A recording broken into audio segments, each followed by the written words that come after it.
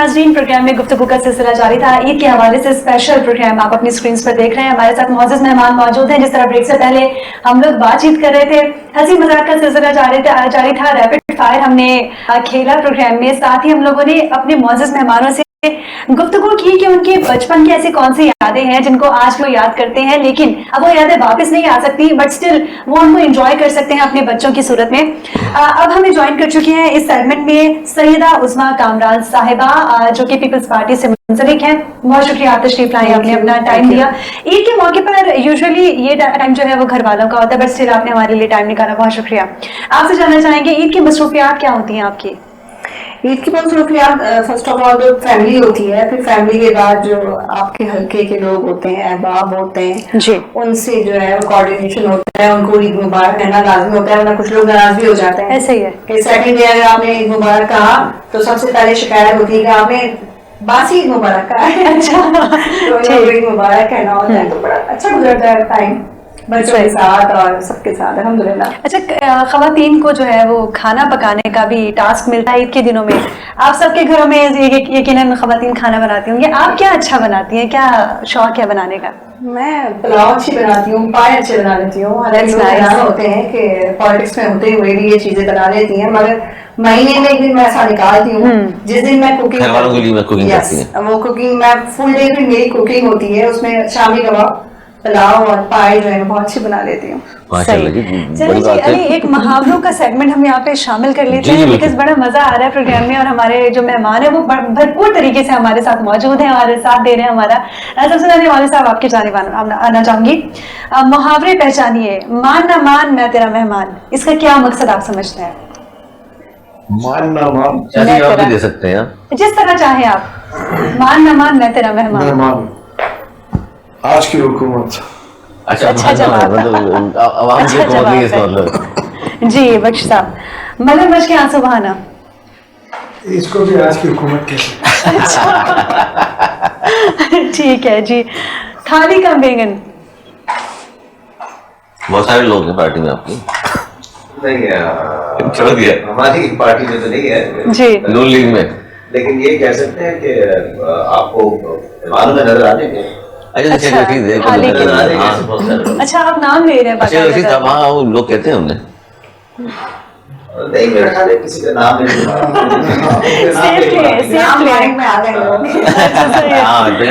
नहीं जी। आप बताइए, मेरी बिल्ली मुझे म्याऊं। जो लोग आपके साथ बैठे होते हैं और आप ही काट कर होते हैं, बिलखुसूस पीटीआई की कैबिनेट को मैं कहूंगी। सही नाम ले लिया मैंने। ओके, पीटीआई की कैबिनेट को आपने जो देखा मैंने कहा है जी। ऊंट के मुंह में जीरा, ऊंट के मुंह में जीरा जी। टफ है, टफ है। ऊंट के मुंह में जीरा में ये सियासी देख रहा हूँ, उसमें क्या फिटाते हैं जी? कराची फिटा रहा है। हाँ, कमा के सब देता है, कराची की सूरत मिलता है कि ये आपके लिए जीरा तो कराची। कराची। ओके जी। चोर की दाढ़ी में तिनका, क्योंकि मुझे तो मौलवी साहब की पहली बात जो मुझे समझ आती है, तो बहुत सारे मुहावरे आज गवर्नमेंट पे फिक्स होते हैं। ओके, अच्छा, तो चोर की दाढ़ी में तिनका भी उन्हीं पे फिक्स होता है। जी, मेरे हिसाब से तो बहुत सारी चीजें जाती हैं वहाँ। ठीक है। अंतिम साहब, अंगूर खट्टे हैं। मेरा ख्याल सिंध बेहतर है, क्योंकि सिंध जितना कमा के फेडरल को देता है उतना उसको मिलता नहीं है, जितना हम दे देते हैं हमारे लिए अंगूर खट्टी है। अच्छा, आपकी अंगूर खट्टी है। एनएफसी अवार्ड दूसरी किसी चीजें उसमें जो है ना, वो कराची का शेर ही नहीं मिलता, सिंध का शेर ही नहीं मिलता। सही है, सही जी। आप बताइए, बंदर क्या जाने अदरक का स्वाद। फिर मैं कुछ कहूंगी तो कहेंगे आप। नहीं, आप कह दें। बंदर का जाने अदरक का स्वाद, ऐसी गवर्नमेंट जो एक्सपर्ट ना हो और वो कोशिश कर रही हो। मौजूदा गवर्नमेंट तो नहीं कह रही ना? नहीं, हमारी गवर्नमेंट तो ऐसी नहीं है, अल्लाह का शुक्र है, पुराने लोग हैं। अच्छा जी, आपकी बात कर रहा था। जले पर नमक छिड़कना, जले पे नमक छिड़कना, मेरे ख्याल से आपने अभी किया है हुकूमत के साथ। जले पे नमक छिड़कना जी। जले पे नमक छिड़कना जो है जी, वो इस तरह हो सकता है कि अवाम के साथ जो हो रहा है ना, अवाम ऑलरेडी अवाम के साथ जो है जले हुए उसके ऊपर जो मैं इस वक्त महंगाई है जी उसको भी आप कह सकते हैं कि भाई जले पे नमक छिड़कना। सही, ठीक है जी। नाच ना जाने आंगन टेढ़ा, ओह shit। नाच न जाने आंगन टेढ़ा। मेरे ख्याल से फिर से हुकूमत की बारी आने लगी है यहाँ पे। पर मेरे ख्याल में इन लोगों के बारे में कहा जाता है या कहना चाहिए कि जो कोई ना कोई बहाने ढूंढते हैं अपने फेलियर के, अपनी फेलियर को एक्सेप्ट नहीं करते और बोलते हैं अपना फेलियर दूसरे के दूसरे पे कंधों डाल देते हैं। बिल्कुल, मुझे मौके नहीं मिले, फलां की वजह से मैं बेहतर काम नहीं कर सका, बिल्कुल डिलीवर नहीं कर सका। ठीक है जी। जैसा देश वैसा भेस, जैसा देश वैसा देश, मेरा ख्याल है हम जैसे लोगों पे ही सूट करता है। जैसा माहौल होता है वही रूप अपना लेते हैं। वही रूप अपना लेते हैं। सियासतदान। सियासतदान, ये अच्छा था, सियासतदान जी। लोहे के चने चबवाना, कभी किसी ने चबवाए आपकी पार्टी को या आपको लोहे के चने? नहीं, हमारी पार्टी को अभी तक किसी ने चलवाया। हाँ, हमने जरूर चलवाए। अच्छा, और किस पार्टी को? बहुत सी पार्टियां हैं, जीडी है, जीडी से बात। जहाँ मेरा ताल्लुक रहा है, हकीकत है, बड़े लोहे के चने चलवाए हैं। पीपल्स पार्टी है। ओके। और अभी टफ टाइम जो चल रहा है और पार्टीज के लिए उनको कह सकते हैं लोहे के चने चलवाए। सही। पीटीआई हो गई और बहुत सी और भी पार्टीज हैं। पीटीआई का नाम नहीं ले सकते हम, सिर्फ उनके पीछे ना पड़े। ठीक है जी, मिक्स एंड मैच कर लेते हैं। बाकी रह कौन गया? मतलब ये कह सकते हैं कि कौन सा पीपल्स पार्टी वो चला है जो लोहे का है और उनको चबाने में मुश्किल होती है। तो पाकिस्तान पीपल्स पार्टी लोहे का चना है। लोग चना है, खैर वो फिर सियासी बहस हो जाएगी। अच्छा, लास्ट मौलवी साहब, दूध का दूध और पानी का पानी, लास्टली आपसे। दूध का दूध और पानी का पानी। पानी का पानी, ये इंशाल्लाह 1 साल के अंदर आपको नजर आ जाएगा। अच्छा, ये होने वाला दूध का दूध पानी का कुछ पानी। आप हमें शायद हिंट दे रहे हैं मेरे ख्याल से। बहुत जल्द है, लेकिन अच्छा। हाँ, बहुत जल्द नजर आएगा। दूध का दूध और पानी का पानी बहुत जल्द नजर आएगा आवाम को। अवाम को, सही। तो आप क्या मतलब हुकूमत तब्दीली देखते हैं। दूरअंदेशी? दूध का दूध पानी का पानी अफगानिस्तान में तो हो गया। हाँ ठीक है ना, बिल्कुल, पाकिस्तान में होने वाला है। पाकिस्तान अब इसकी बात है। पाकिस्तान में होने वाला है। करे, बड़ी खतरनाक बात कर दी। सही। अच्छा जी, आपसे जानना चाहूंगी, ईद पर बजट आउट होने के भी अक्सर हमने देखा है कि जो सैलरीड पर्सन है खास तौर पर उनके तो बजट्स आउट होते हैं। आप बताइएगा, ईद पे बजट आउट होता है? कभी ऐसा हुआ है कि ईद के लिए बहुत सारी प्लानिंग्स घर वालों ने कर ली और बजट आउट हो जाए, फिर उस ऐसे में घर वालों को क्या ही बंदा कह सकता है? हुआ है कभी? अमूमन कारोबारी लोगों में ये तकलीफ नहीं होती है, जैसा आपने कहा। जी। सैलरीड लोगों में या शायद प्रोफेशनल लोगों में होती है। सही। ये अल्लाह का खास करम रहता है कारोबारी लोगों में जी। कि उनके रिस्क में बरकतें रहती हैं और कुशादगी भी रहती है। तो अभी तक तो अल्लाह ने ऐसा करम किया कि कोई तकलीफ नहीं। जो भाई यहाँ जो बनाते हैं बजट, उस हिसाब से अल्लाह ताला पूरा कर देता है। ठीक है। और साहब, जब कोई ज्यादा ईदी की डिमांड करे, खासतौर पर बच्चों को ईदी से बड़ा लगाव होता है, बच्चे कोशिश करते हैं कि जितनी ज्यादा बटोर सके बटोरे बड़ों से। जब कोई बच्चा या कोई भी ज्यादा ईदी की डिमांड करे, कभी गुस्सा आया है कि यार इसको मैंने सोचा हुआ था माइंड में और इसने इतना मांग लिया, अब कैसे दूं? या फिर कभी गुस्सा? नहीं, मेरे ख्याल से गुस्सा नहीं आता। उसकी वजह ये देखिए, ये बच्चों के लिए इससे बड़ा एंटरटेनमेंट कुछ नहीं है। जब हम भी छोटे थे, जब हमें मेरे ख्याल से 18 के सिक्का रुपए मिलता था जी, तो हम उस दौर में हम कहते थे हमें 5 रुपए दो। ठीक है ना, तो वो तो हर दौर में इंसान की फितरत है, सेटिस्फाई कभी नहीं होता। सही। तो बच्चा भी जो है हमेशा आप उसको जो भी देंगे कहेंगे और दो। सही। इसका जवाब मैं भी देना चाहूँगा। जी प्लीज। जी बिल्कुल, गुस्सा आता है जब अफसरान ईदी बहुत बड़ी डिमांड वो उसको बहुत गुस्सा आता है और इंसान परेशान। और जाहिर है आप सिंध में रहते हैं तो हम जान सकते हैं। सही। आप फौरन जवाब दिया आपने, ये जवाब दूंगा। आप आगे सिंध को टारगेट करेंगे? नहीं, टारगेट नहीं कर रहा हूँ, मैंने कहा वो सिंध में रहते हैं सर, मैंने इनके बारे में नहीं आप पंजाब के मीडिया वाला क्या ये सिंध में रहते हैं तो इनका सिंध में बोला जाएगा। सिंध में रहते हैं, बिल्कुल मुझे पता सिंध में रहता है। ये अमूमन हम पंजाब के मीडिया की तरफ से इस तरह का जो है ना गुफ्तगू सुनते हैं कि साइंस सरकार सिंध ने ये हो गया, सिंध ने वो कर दिया। भाई यहाँ तो आपका ताल्लुक सिंध से है, कराची से है। सर, इस वक्त वो लाइटर नोट पे गुफ्तगू जारी है। आप ये कह रहे हैं कि आप ये कह रहे हैं, मैं भी कह रहा हूँ कि आप ये कह रहे हैं सिंध में ऐसा कुछ नहीं होता जी, सिंध में तो कुछ नहीं होता। शायद होता हो, शायद होता हो, ठीक है ना, शायद होता हो, लेकिन मैं ये नहीं कह रहा कि पूरे पाकिस्तान में होता हो, क्या पता। लेकिन ये बात तो है।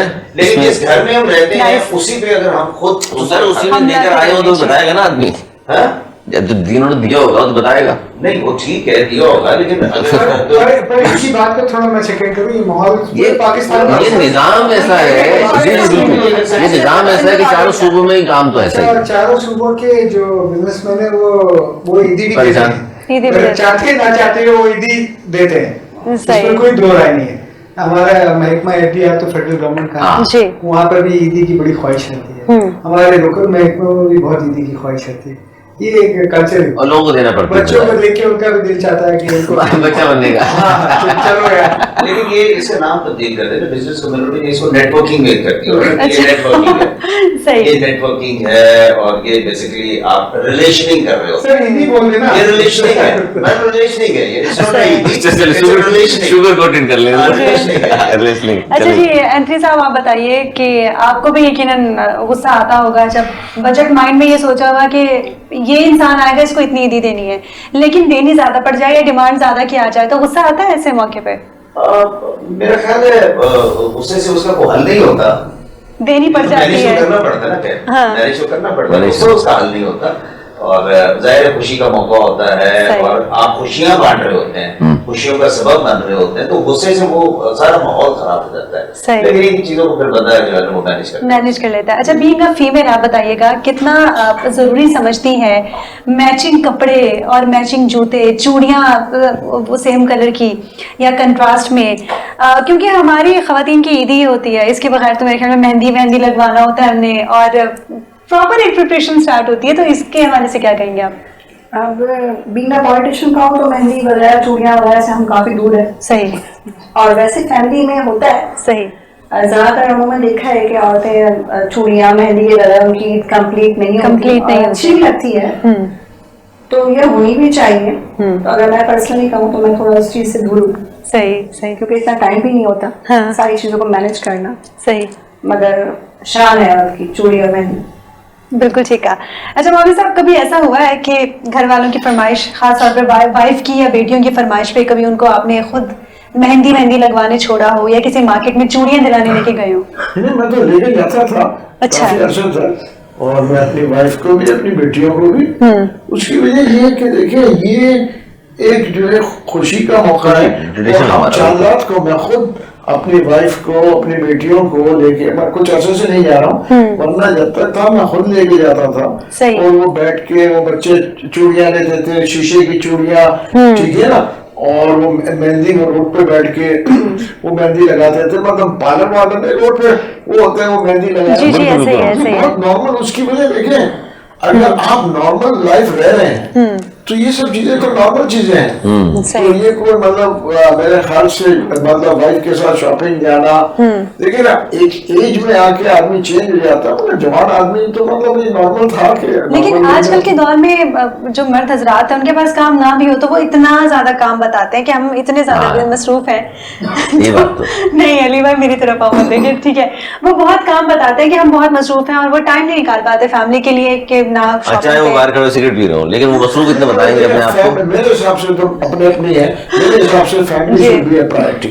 मेरे हिसाब से my family I would prefer to be a priority। और मैं सबसे कहूँगा कि फैमिली comes first, सही, बाकी चीजें बाद में आती है। उसकी वजह क्या, अगर आदमी अपनी फैमिली को टाइम नहीं दे सके तो दूसरे को क्या टाइम देगा? वो बोलते हैं जो आदमी अपने खुद के लिए कुछ ना कर सके दूसरे के लिए क्या दूसरे के लिए क्या करेगा? सही है, सही। सर आप बताइए। ईद पे सर तैयारी वैयारी करके घर से निकलते हैं आपको? होता है ना कि आज तो जनाब ईद है तो इसलिए भरपूर अंदाज से तैयारी होगी, मतलब वैसे तैयारी तो कुछ होती नहीं, मुंह धो लिया और बस जो भी पहन कर निकल आए बाहर। मेरे ख्याल में ईद एक्चुअली मर्दों के लिए इतनी जितनी और जिम्मेदारी औरतों की होती है, घर का खाना मैनेज करना, सबको उठाना, मेहमान आ रहे हैं, बच्चे मुझे खुशी है कि कोई तो बोला। हाँ, तो और इसलिए मैं नवाज शरीफ ताजा ज्यादा है। जी जी। और आज जो हम सब यहाँ आदमी बैठे हैं उनको उन औरतों का शुक्रिया अदा करना चाहिए प्लीज, जिन्होंने बहुत सारे साल हमारी जिंदगी के आसान गुजारने में एक बहुत भरपूर रोल प्ले किया, भरपूर, because it could have not been possible अगर वो जिस तरीके से ये हर घर, जैसा आपने कहा बजट मैनेज करना, घर मैनेज करना, ये सारा खवातीन का काम है। बड़े बुजुर्ग सबको इज्जत जी। देना, बुलाना, जाहिर है। तो बहुत बड़ा रोल होता है। जिन्होंने जिंदगी आसान करने के अच्छा लिए मेरे ख्याल से अली रुक जाए family- जी जी जी जी और उन please। खवातीन का शुक्रिया अदा करती है, उन्होंने मुश्किल भी बनाई है जिंदगी। अब वो आपका एक्सपीरियंस बोल रहा था, हम कुछ नहीं कह सकते, लेकिन मैं मेरे सबका ख्याल ये से बता नहीं था ना, कोई मसला ये है। अच्छा सबने वापस घर में जाना है। होता नहीं होता ऐसा, मुश्किल भी बनाती है, आसान भी। मैं आपके तजर्बे को डिनाई नहीं कर सकता। आपका मतलब इस तरह का That's really nice। कैसे डिनाई कर सकता हूँ उसको? सही। तो खुल के बोले ना, डरे में क्यों है? आपकी कोई आवाज है तो वो दर्द है, एंथनी साहब होना चाहिए उसका। एंथनी साहब ने मुझे दिल करवाना है घर में लाके। नहीं नहीं ऐसा नहीं है। मेरे ख्याल से खवातीन ही वो रोल प्ले करती हैं कि अगर फैमिली इधर उधर बिखर गई है तो खवातीन की वजह से ही फैमिली दोबारा इन त्योहारों पे बैठती है, आके एक दूसरे से बातचीत करते हैं और दोनों चलती से है। पूछ लेते हैं ना भाई, घर में किसकी चलनी चाहिए, फाइनली डिसीजन मर्द का होना चाहिए या खातून खाना का? आपको जवाब पता होना चाहिए। नहीं नहीं नहीं है? मैं- क्या नहीं, होती है? बहुत चर्चा खातून मैं खाना? भी लेडी और एक मैं भी एक वाइफ हूँ। जी। मुझे लगता है पहले शौहरी चली जाएगी फिर बीवी की, माशाल्लाह और जी। दोनों की मिलके चलनी इनका चाहिए। मतलब ये फाइनल डिसीजन वाइफ का आप होना अपनी चाहिए। लाइफ को ना लॉन्ग लाइफ आप सक्सेसफुल उस रिलेशन को, उस खानदान को चला सकते हैं। पहला ही शौहर, हाँ, पहला शौहर फिर बीवी, सर। दोनों मिलके, हकीकत है। ये बात है। मेरे हमारे हिसाब से मैं भी इससे एग्री करूंगा सही। कि मतलब देखिए जहाँ पे बदकिस्मती से अगर फीमेल डोमिनेशन हो तो वो बड़ा मतलब नुकसानदेह है। पैनिक अच्छा। हो जाते हैं। हाँ, मेरे हिसाब से female domination Yes. It has to be मतलब मेल डोमिनेशन। नुकसानदेह। हाँ, नहीं तो मेरे मैंने हिसाब से तो- तो अच्छा मेल डोमिनेशन। Yes. और कम से कम मैं अपनी फैमिली में बताऊंगा, मैं I am a dominating family. Okay okay मेरे ख्याल में मिलके चलना चाहिए, मिलके चलना ताकि चाहिए। वो सफर खैरियत से पूरा होता है। ये किसी मामले में मर्द का फाइनल से होना चाहिए, पर बेशतर decision, majority of the decision मिलके होने चाहिए। मशवरा कर रहे हैं आपस में, मशावरत से सारी बात हो, ये नहीं कि फाइनल मैंने कह दिया तो यही होगा। और उस पर बच्चों पे भी अच्छा इम्पैक्ट होता है। That's nice. जी सर, एंथनी साहब, बिल्कुल दुरुस्त कहा है, बिल्कुल ऐसे कहा। मिलजुल के। हाँ, बिल्कुल मिलजुल के डिसीजन होने चाहिए। तो ये नहीं हो गया हिटलर बन जाए कोई घर में आदमी, इम्पोज नहीं करना चाहिए। सही सही सही। मिलजुल के देख लें। जी मैं तो यही चाहती हूँ कि हाँ। मिलजुल के फैसले हों। नहीं, बात करूँ मैं, मैंने देखा है बातों में खवातीन ही शुरू करती हैं और खवातीन ही अपनी बात पे खत्म करती हैं। उनमें कहती है इनकी भी रजामंदी है, मगर हस्बैंड की बात दफा रजामंदी नहीं होती, क्योंकि मेरे पास उस तरह के केसेस भी आते हैं। हाँ। डोमेस्टिक वायलेंस यहीं से शुरू होता है। आप जब दोनों कोऑपरेट नहीं करते किसी बात पे, कोई डिसीजन दोनों नहीं ले पाते, तो बड़ा ही लाइफ में बिगाड़ पैदा होता है। इस तरह सर से कुलिया क्या है बेहतर जिंदगी का, शादीशुदा लोगों के हवाले से पूछ रहा हूँ। मेरे हिसाब से कम्युनिकेशन, यस, जहाँ लैक ऑफ कम्युनिकेशन होता है वहाँ पर प्रॉब्लम क्रिएट होते हैं और फिर बढ़ते हैं। सो अगर कम्युनिकेशन बेहतर होगा तो बड़े बड़े मसाइल हल हो सकते हैं। और मैं समझता हूँ कि आदमी से गलती होती है, वो अपनी लाइफ में मसरूफ़ होता है, अपने काम में मसरूफ़ होता है, उतना टाइम नहीं दे पाता जितना एक बीवी अपना घर छोड़ के आती है वो एक्सपेक्ट करती है, डिजर्व करती है, एक्सपेक्ट करती है। तो हम सब ने इसको रियलाइज़ करना चाहिए, और जिस वक्त भी रियलाइज़ करें अपनी मिस्टेक को मान के उसको, उस कमी को दूर करने की कोशिश करनी चाहिए। बेहतरीन। सर आप ये कहेंगे? नहीं, मैं कहूँगा एक दूसरे को बर्दाश्त करना। बर्दाश्त करें। ये भी बहुत अच्छा हाँ, एक दूसरे को बर्दाश्त करना। उसकी वजह ये है कि अगर आप एक दूसरे को बर्दाश्त नहीं करेंगे, क्योंकि देखिए परफेक्ट दुनिया में कोई नहीं, तो बर्दाश्त करना एक दूसरे को बहुत जरूरी है कि बीवी जो है शौहर को बर्दाश्त करे। और आजकल की नौजवान नस्ल जो है में ये बड़ी खामी है कि वो जो जितने डाइवोर्सेज और ये हो रहे हैं उसकी वजह भी यही है कि वो एक दूसरे को बर्दाश्त का मादा खत्म हो गया। और स्पेशली मैं आपको बताऊं कि लेडीज में जो है बर्दाश्त का वो जो वो बहुत कम हो गया। वरना पहले पुरानी लेडीज को आप देखें बहुत सारी चीजें बर्दाश्त, उनकी बर्दाश्त ज्यादा थी कि आज की नौजवान लेडीज के। मेरे अंदाजे के मुताबिक, मेरा अपना व्यू है, मेरे ख्याल से भाई का अलग होगा, इनका अलग होगा, मगर मेरा ये एंथनी साहब आपका भी ये? नहीं, बिल्कुल दुरुस्त बात है कि कम्युनिकेशन बहुत एसेंशियल है।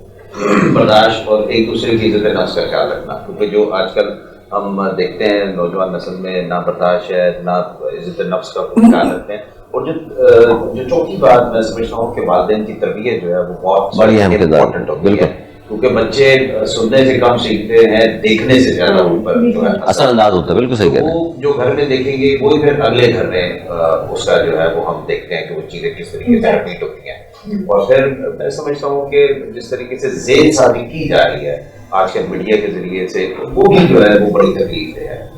उसको भी रिविजिट करने की जरूरत है, रिव्यू करने की जरूरत है कि हम जो फैमिली लाइफ है, फैमिली कल्चर है, फैमिली फाइंडिंग्स है, फैमिली वैल्यूज है, वो हमने अपने मीडिया के जरिए से बच्चों को देने में किस तरीके से हमने जहर उगला है या उनकी जेल शादी की है। अच्छा, इस तरह एंथनी साहब ने कहा कि वही तरबियत बड़ी अहम किरदार अदा करती है। बाकी तो साहब को और बख्शी साहब का सुन लिया आपने, लेकिन तरबियत भी ज़ाहिर कहीं ना कहीं मिस कर रहे हैं हम। तालीम पे तो बहुत ज़्यादा फोकस कर रहे हैं, हमारा बच्चा अच्छे से अच्छे स्कूल में पढ़ ले, हमारी बच्चे अच्छे से अच्छे स्कूल में तालीम हासिल कर ले, लेकिन तरबियत का शायद कहीं ना कहीं फुकदान हो गया, इस तरह एंथनी नवेद साहब ने फरमाया। बिल्कुल अली भाई, तरबियत देखिए एक माँ करती है। एक माँ के गोद से ही परवान चढ़ता है, बेटा हो या बेटी। तो हम अपने मुआशरे में ये देखते हैं कि बेटी को तो रोक टोक करके रोका जाता है और ये अच्छा है ये बुरा है, मगर बेटों को नहीं कहा जाता। वो यहाँ ये कह के छूट जाता है कि ये लड़का है। ऐसा नहीं होना चाहिए, क्योंकि लड़का और लड़की में फर्क नहीं करना चाहिए। आजकल का जो वक्त चल रहा है, इस वक्त मैं ये समझती हूँ कि आप अपने बेटों को ज्यादा ग्रोम करें, औरत की इज्जत करना सिखाएं। और मैंने ये भी देखा है, मैं कहूँगी कि जिस घर में शौहर अपनी बीवी की इज्जत करता है, उस घर का बेटा अपनी आने वाली बहू की, अपनी बेटी की, सबकी इज्जत करता है। तो ये माँ के ऊपर मैं कहती हूँ फर्ज है कि वो अपनी गोद से उस बच्चे को औरत की इज्जत करना सिखाएं। बिल्कुल, औरत की यही तरबियत होती है कि तालीम के साथ साथ तालीम पर शायद हम ज़्यादा जोर देने लग गए। तरबियत शायद कहीं पीछे रह गई, वरना एक जमाने में तो जाहिर घर के बड़े हुआ करते थे, उठना बैठना, पड़ोस तक के बच्चों की तरह आपने कहा डांट दिया करते थे। वजह उसकी यही थी कि कोई बदतमीजी करते हुए, कोई शार्ट करते हुए समझाने की कोशिश करते थे, मान भी लिया करते थे बच्चे। उनको मालूम था कि जी घर में जाकर मैं आजकल तो घर में शिकायत कर देते हैं, जी पड़ोसी ने मुझे ये कह दिया, लड़ने पे आ जाते, और लड़ाई हो जाती है। तो देखिए, पहले तो हम जॉइंट फैमिलीज में रहते थे ज्यादातर। अब ये भी तो नया कल्चर आ रहा है कि जॉइंट फैमिलीज में नहीं, तो तरबियत जो है, बुजुर्ग जो होते थे घर में वो बैठ के तरबियत देते थे, दादी दादा नानी नाना। देखिए ना कि अब जो है, जो जिसको आपके मॉडर्नाइजेशन में जो है वो जरा फर्क होते जा रहा है ना।